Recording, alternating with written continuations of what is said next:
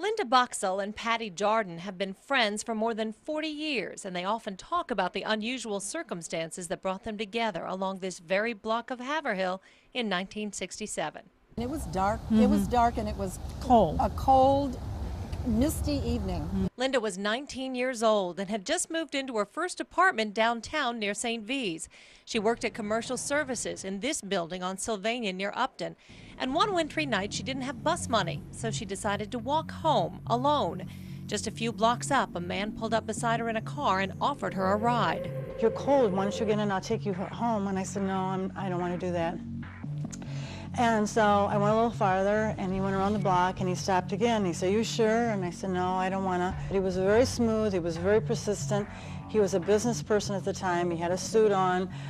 He was dressed really nice, and he had all the right answers. Still, something told Linda she shouldn't get in the car, and when he wouldn't leave her alone, she ran into Start Drug Store on Sylvania near Martha and asked the pharmacist for help. I went in the drugstore, and I said, "There's this man following me, and I'm really afraid." And he said, "Why don't you stay here for a little while?" So I waited for about 10 minutes, and I stayed there, and when I went out, I walked a few more blocks. That's when Linda saw the same car following her, so she tried to lose him by ducking into the old Mancy's Ideal restaurant on the corner of Sylvania and Phillips. I went up to the bar, and I said, "Can I have a cup of coffee?"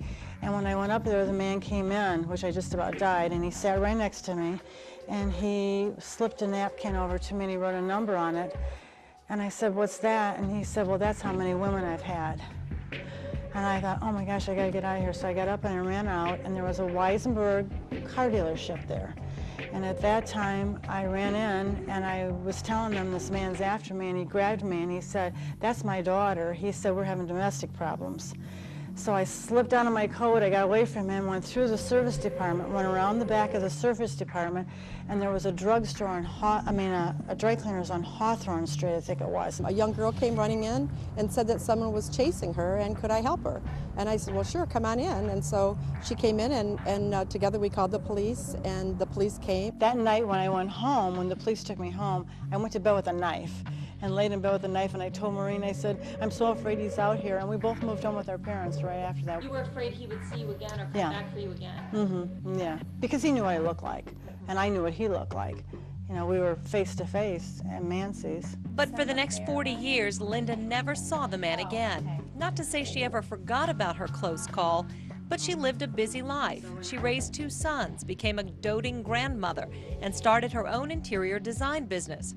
Then one night in 2006, Linda's past came back to haunt her. So I was laying in bed watching the news, and there was a picture of this man, that they had this man that they were looking for that killed this girl in Toledo. And I mean, I just got chills all over me, and even though he was a lot older, I said, "That's the man. That's the man that had me." In 2006, police issued an arrest warrant for Robert Bowman for the murder of a Toledo girl back in 1967, a cold case murder that was reopened and reinvestigated using DNA technology. Police believe Bowman abducted Eileen Adams, held her captive in his basement, raped her, strangled her, then dumped her body in a Monroe County field. Linda remembered how shocking the murder was all those years ago, but as she listened to the news report in 2006, she realized there were some eerie similarities to her case. Eileen Adams was just 14 years old, Linda 19 in 1967. Police believe Bowman kidnapped Eileen when she got off her school bus on Sylvania Avenue, the same area Linda had been followed.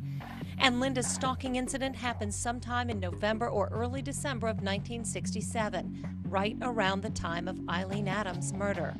So at that time, I just called the police, and I said, "You know, this man, had me, and I got away, and I feel very fortunate." When she called me on that Sunday night, I will never forget, I was sitting in my living room, and I went in and sat down, and I just had the chills. Last month, after 2 years of searching, police in California found Robert Bowman and arrested him. He's been brought back to Toledo to face murder charges for a crime committed more than 40 years ago. Linda can't help but think about what could have happened to her if another young lady hadn't offered her help on that desperate night. So I can thank you for my life. No. Oh.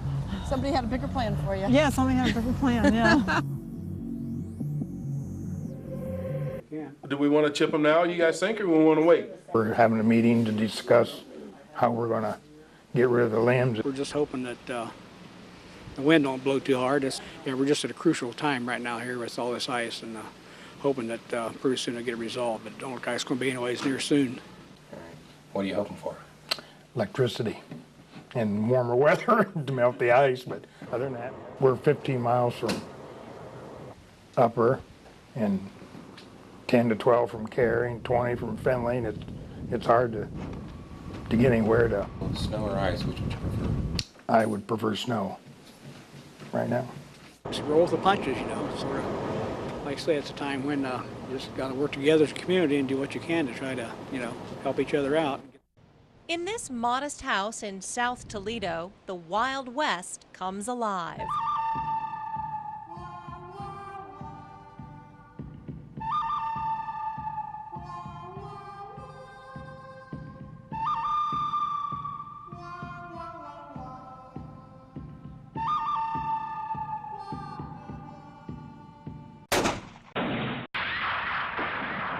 He's never stepped foot in the desert, but artist Dave Wisniewski has a fascination with cowboys, Western lawmen, and outlaws. These are guys that existed in a time where I wouldn't last 3 days. It's still in the heart of America.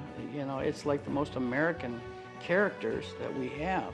Even the bad guys are as popular as the good guys in these things. Like this one he calls the gunfighter. He's frightening, and he looks like, there's no way you're gonna, all right, shoot me, get it over with.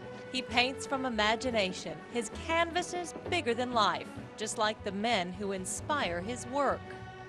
A lot of times I'm not looking. I'm just feeling it happen. In fact, Dave Wisniewski doesn't see much at all. Not since 1987, when diabetic retinopathy left him legally blind. They started doing laser treatments, and then within 1 month I was blind. So, I was devastated, and the world was ending. Dave's sight deteriorated to 2800, legally blind. And when he had to quit his construction job, he made what seemed an odd choice for a blind man. He decided to study art at the University of Toledo and graduated summa cum laude in 1998. My drawing and painting and sculpture teacher, they were like the three wise men. They actually taught me how to see again. And it was just, incredible. Dave's imagination began to take shape on canvas in the form of Western heroes and outlaws, all with a Dave Wisniewski signature. All of my paintings will have that same effect where, wow, they're looking right at me. Even if you walk across the room, they're gonna follow you, even though you can't see their eyes. Even though you can't see their eyes, which is a little, it's a little autobiographical for you, Dave. Well, yeah, it's kind of like a negative of me. Yeah. It's like leveling the playing field. Yeah, how do you like it? Despite his handicap, look at the detail. Dave gives each character personality that jumps off the canvas and a special name. This is Checkers, the old man who owns the general store in the Wild West town of Dave's imagination. He'd sit down and he'd study that board, and people would move, and the only time he'd get something clear out of him is when he'd get all the way back to King's Row, and he'd sit up real straight and go, "King me!" And the people, there he goes again, he got... Yeah, so that's the story with Checkers. Dave's characters have found homes in Montana, Colorado, Texas, and Arizona. Every canvas taking a little piece of Dave to the Wild West. And when they do sell, you're going, oh, I hope they take good care of them. You care. They're like almost adopting these rather than buying them. They're kind of like family, too. Oh, they are family.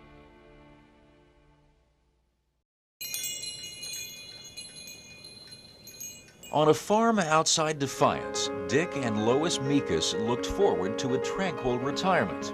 This is the relish that I made. A place where Lois could can relish for her 8 children from vegetables fresh out of her backyard garden.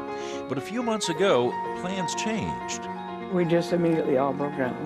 On her 73rd birthday, Lois Meekus, who hasn't smoked in 12 years, learned she had lung cancer. The first thing you wonder is how much it is. how serious it is. It was very serious, stage 3 lung cancer. Her doctor scheduled Lois for surgery here at MCO. Then the news got worse. Well, they got in there and they couldn't take anything out that was adhered to the chest wall. Lois would have to undergo chemotherapy and radiation, the only options left. But where? Daughter Debbie took charge. Because I love her. Debbie went online, researching her mother's options. What she found was not a Toledo hospital, not even one in Detroit or Cleveland. Debbie picked this small cancer treatment center in Goshen, Indiana. You know, we didn't make up our mind until we came here and talked to people. And then after that, we were sold. We knew this is where we needed to be. And they said, Mom, why don't you go to Goshen? We know it's a trip and the weather's going to get bad. But we feel it'd be the best place for you. For 17 days, Lois and her family made the 2-hour trip from Defiance to Goshen, just off the Indiana Turnpike, for treatments. You seem to be doing very, very well. 6 months later, Lois is glad she took her daughter's advice. Doctors in Goshen have shrunk her inoperable tumor to half its original size. She's finally able to cook and clean and go play bingo, her favorite thing to do, and we didn't know that we were going to see that.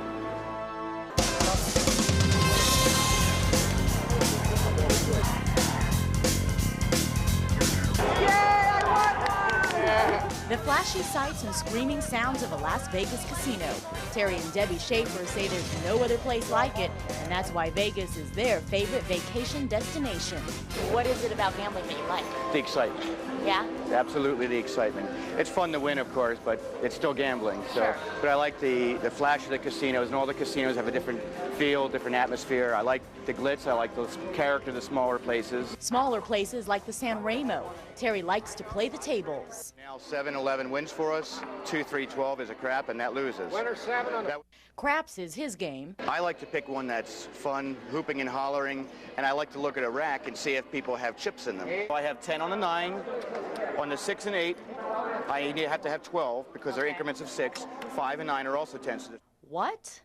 If you're as lost as I am, then follow Terry's #1 tip, learn the game. The most important thing about gambling, period, is know the game you're playing. You have to learn it. Even if you're dealing with a common game like blackjack, there are things you can do to get the upper hand. Yeah. With blackjack, you have to follow what's called basic strategy. You can't be betting wild. You don't hit on a 17. You don't split 10s and things like that.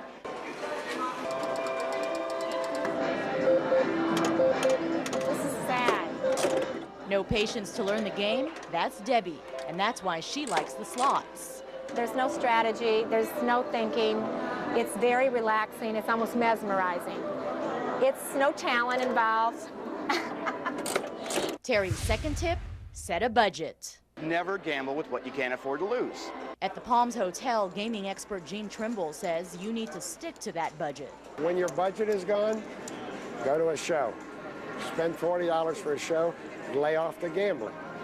It can be great fun, and a tourist can beat this city to death, but he can also be beat to death. Another way the Schaefers watch their money, Debbie gambles on a smaller scale by playing quarter, even nickel slots. Her motto? How long can I make a 20 last? Terry's third tip, don't make long shot bets. Even though it may be a 30-to-1 payoff, well, there's a reason it's 31 because it doesn't happen very often. So stay away from the long shot bets. The worst bets are Keno, Big Wheel, Caribbean Poker, Let It Ride, and slots with less than a 98% payback. Terry's fourth and final tip, practice progressive betting. That means after every win, up your bet by at least half of your previous win. After a loss, go back to your minimum bet. The trick is not to keep pressing bets nonstop to bring money back, so I'll take it up a little bit and bring money back. Of course, nothing is a sure bet, but there are thousands of resources to up your chances of winning, and it's as easy as surfing the web.